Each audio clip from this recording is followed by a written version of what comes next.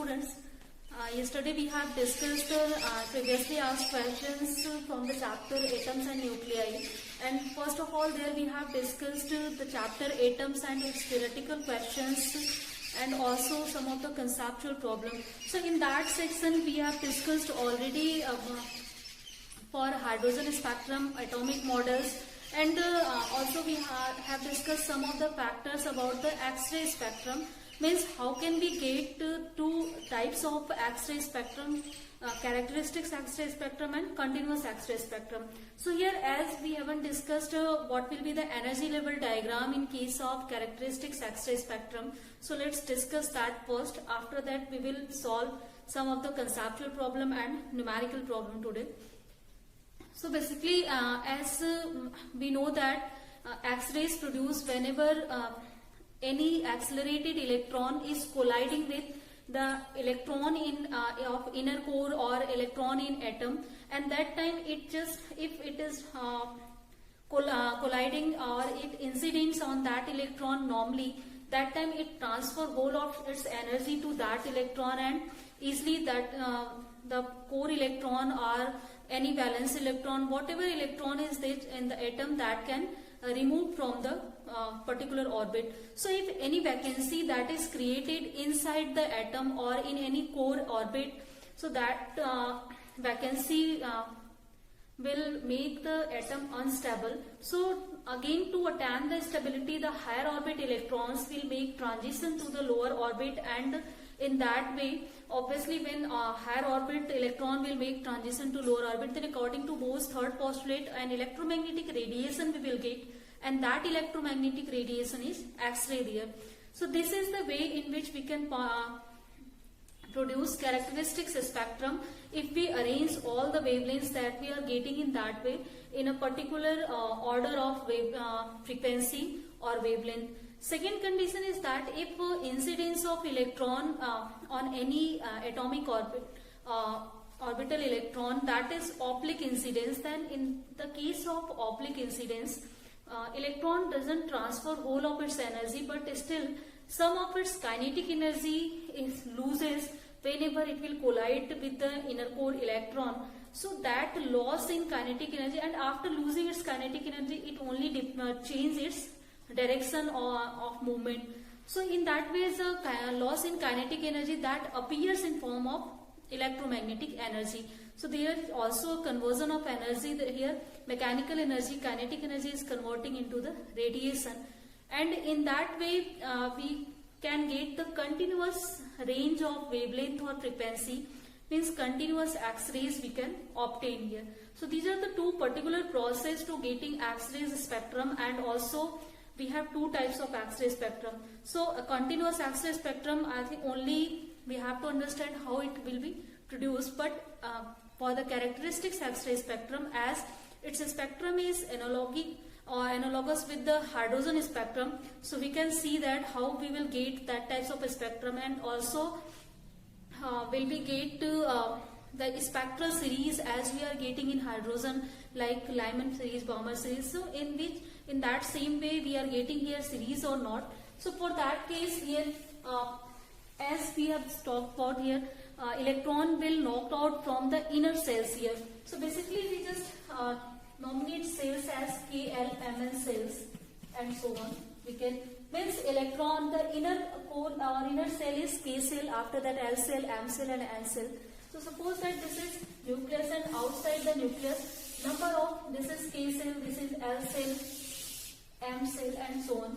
So if any accelerating electron just knock out this any electron from this K cell, then definitely a vacancy will be created here. So it is against the Hund's rule that electrons should be filled up by in the increasing way of the energy. So it means that to make the stability of the atom, higher orbit electron will make transition here. So higher orbit electron can make transition from this L cell, M cell, N cell, O cell, means number of, from any of the higher cell electron can make transition here.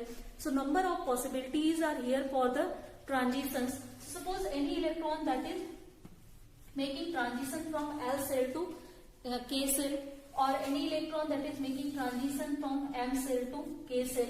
So in this way, this obviously K cell will have some different energy, L will have different energy, M will have different energy, and we can calculate that energy with the help of Bohr postulate. Then in that case, if for different energies it has, then different frequency of radiation will emit from here, and obviously the different wavelength will be there.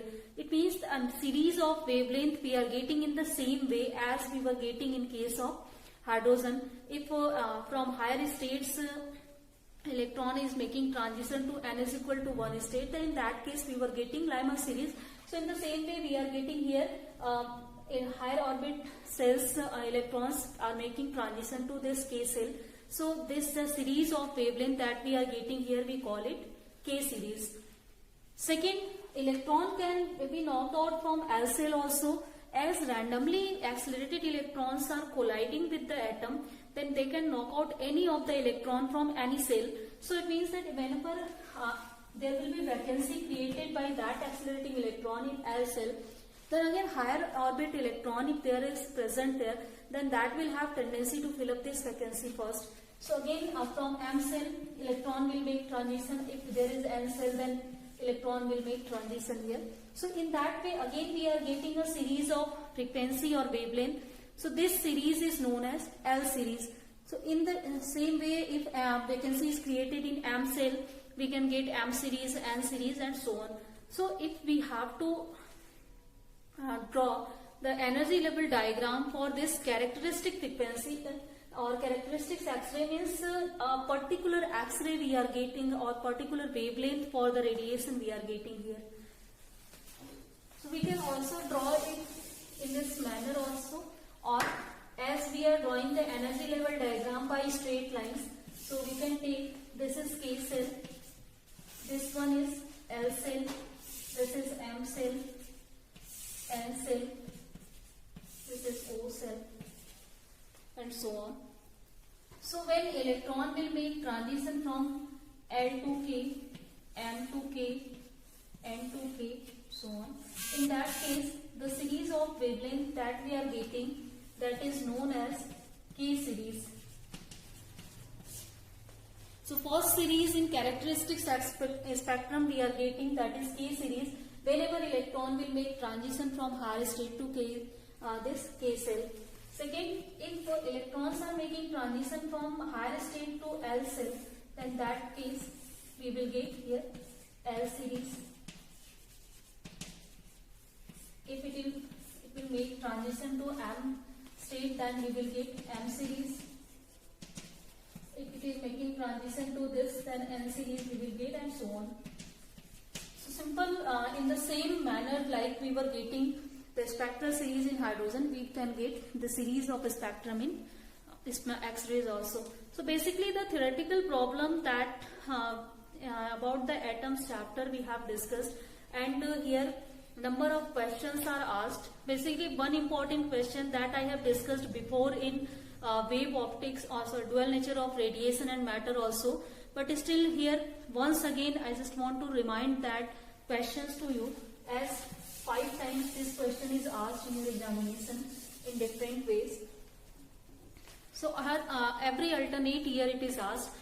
The question is that first question that we have discussed there, by using de Broglie assumption, prove the Bohr's second postulate.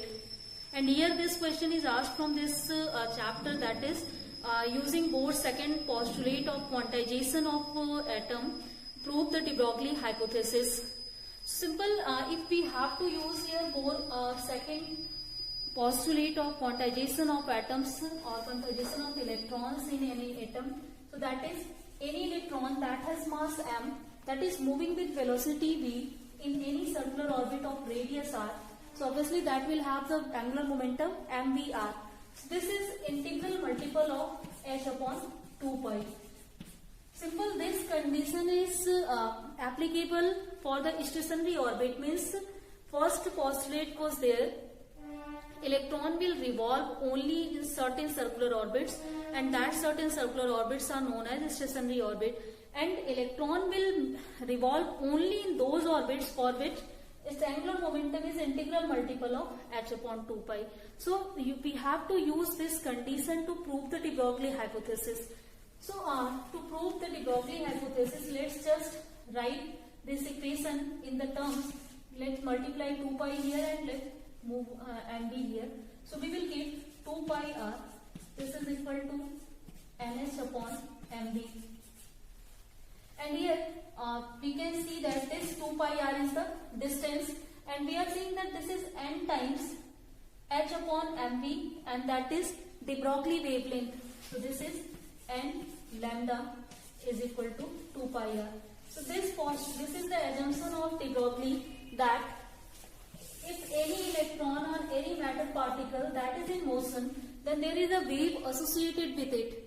And obviously if that wave will move, then some of the wavelength it will produce. So we can see that if electron is started to make a movement as in the form of wave, then one wave is completed here, means one wavelength will be here. Again it will move on this orbit in this way, and we will get a number of waves that will be constituted here. So obviously if electron will again reach this position, then the distance it will be completed, that is equal to 2 pi r if there is the radius of the orbit is r. But we can also see this distance in terms of lambda. Lambda is distance when wave completes one complete rotation. So here if this wave is completed and rotation during this 2 pi r distance, or on moving on this circumference of the circular orbit, then total distance in one complete rotation, that will be equal to n lambda. So from here we can see that using de Broglie concept of wave motion of the matter particle, we can get this concept, and we can prove it by using Bohr concept of quantization. So we have just discussed that question before also, and here it's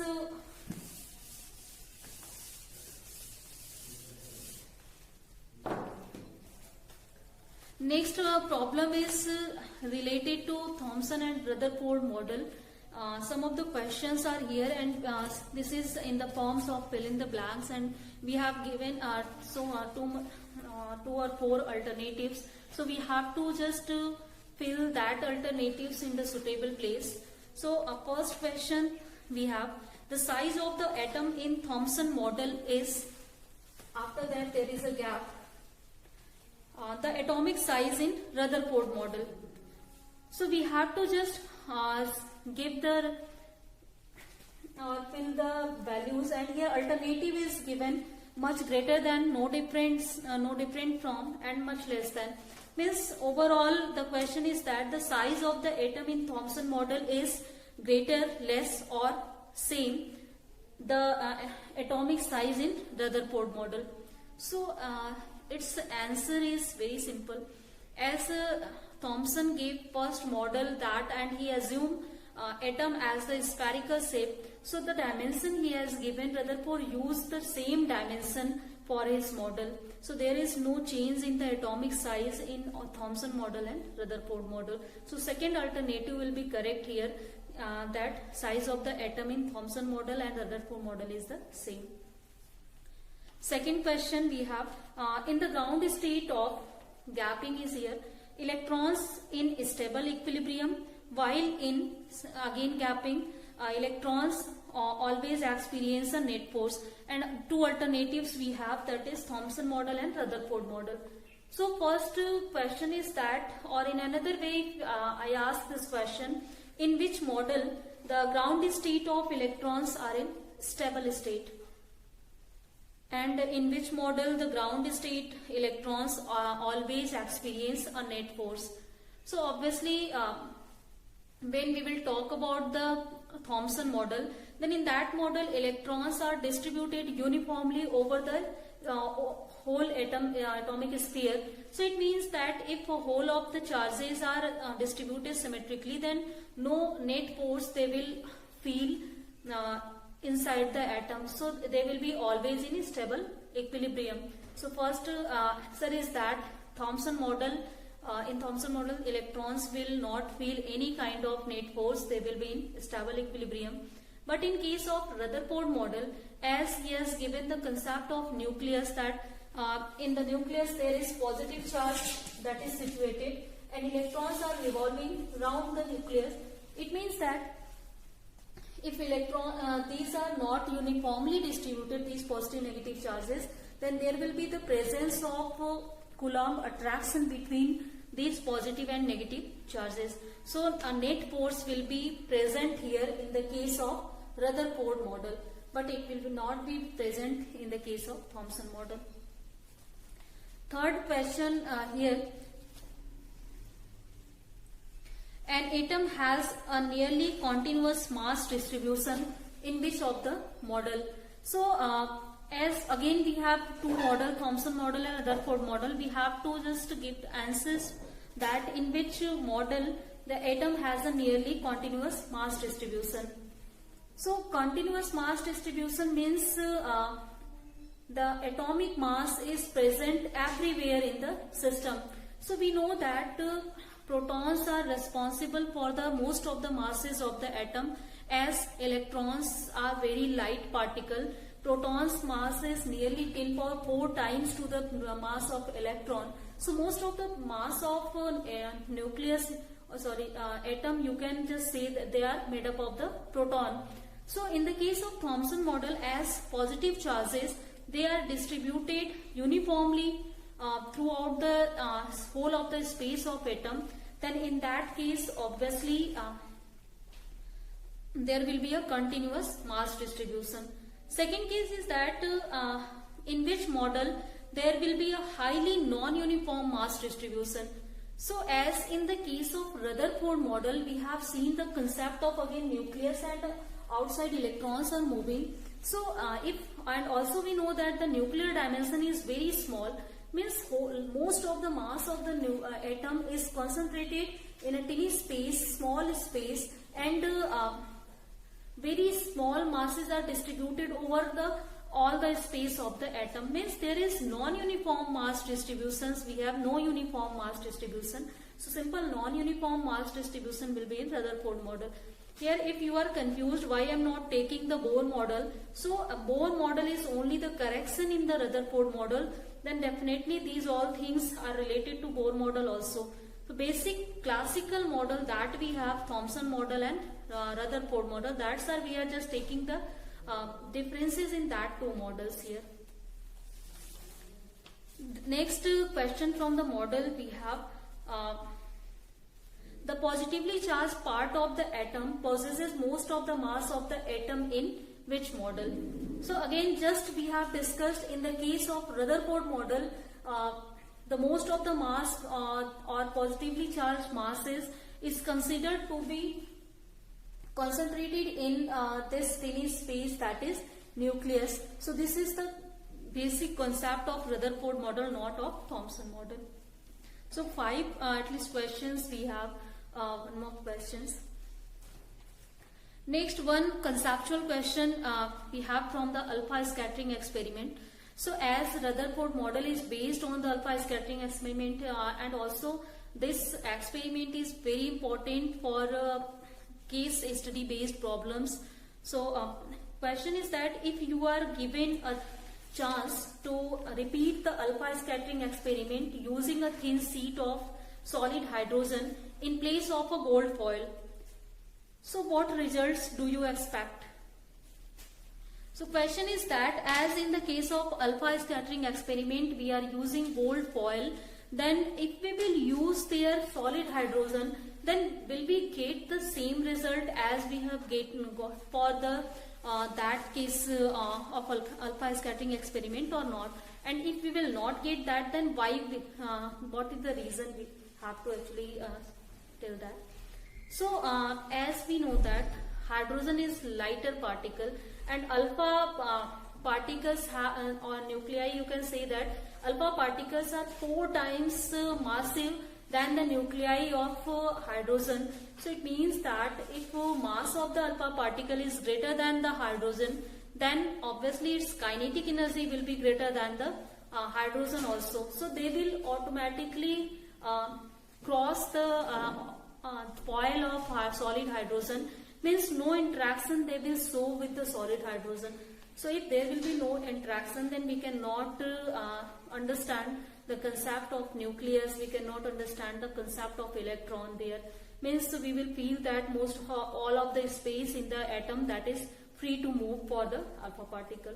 So that's why always whenever the particle we are choosing for any kind of bombardment, then there we need to know which of the particle will interact with the atom and which of the particle will not interact with it.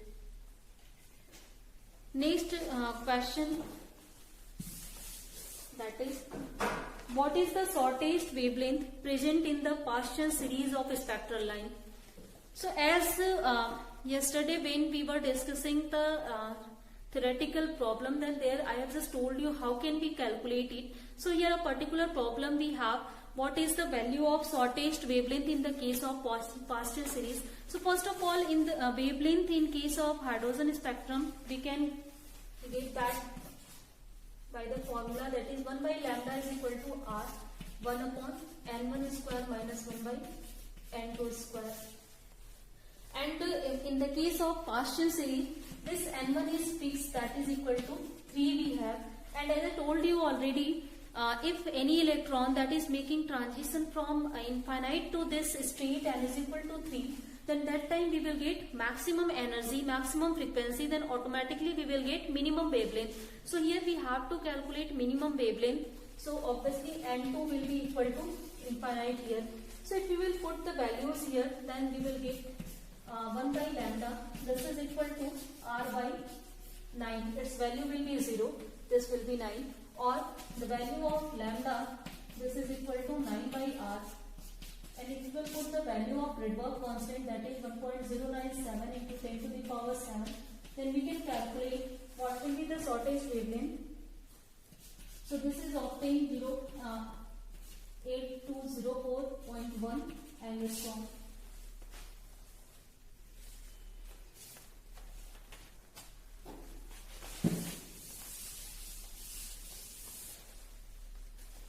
Is given if any electron that is at room temperature, it means that at room temperature normally all the atoms, all the electrons are in ground state. So if any electron that is at n is equal to 1 state, then if it absorbs a photon of energy 12.75 electron volt, it is given, then it will go into the sum of the excited state obviously. So suppose it is going in any nth state, then we have to find or we have to draw then energy level diagram whenever this electron, excited electron, will make transition again to this ground state. So obviously in this case first we can calculate what will be the energy at this state and at this state. So at this state n is equal to 1. As the case of again of hydrogen, we can just find out its energy by using the formula this. So at E1 this will be equal to again minus 13.6 electron volt, and if we will add this energy in this, then this will provide us the energy of this nth orbit. So energy of the nth orbit, this will be equal to minus 13.6 plus 12.75, and it is obtained to 0.85 electron volt. And again, if we will just use this formula, we can calculate what will be the value of n here. Means this is equal to minus of 0.85, and if we will solve it, the value of n is obtained 4. It means that if any electron in the ground state will absorb this energy, then this will go into the state n is equal to 4. Again now, if electron is n is equal to 4 state, then it will make transition from this state to this state. So let's see how many transitions are possible here and how can we draw the energy level diagram. So if n is equal to 4 levels, this is n equal to 3, n is equal to 2, and n is equal to 1 level we have 1, 2, 3 and 4. And electron can make transition from 4 to 3. It is obviously free to move at any of the orbit. 4 to 2, 4 to 1. Again, if any electron is here in 3 state, it can make transition to 2 state, it can make transition to 1 state.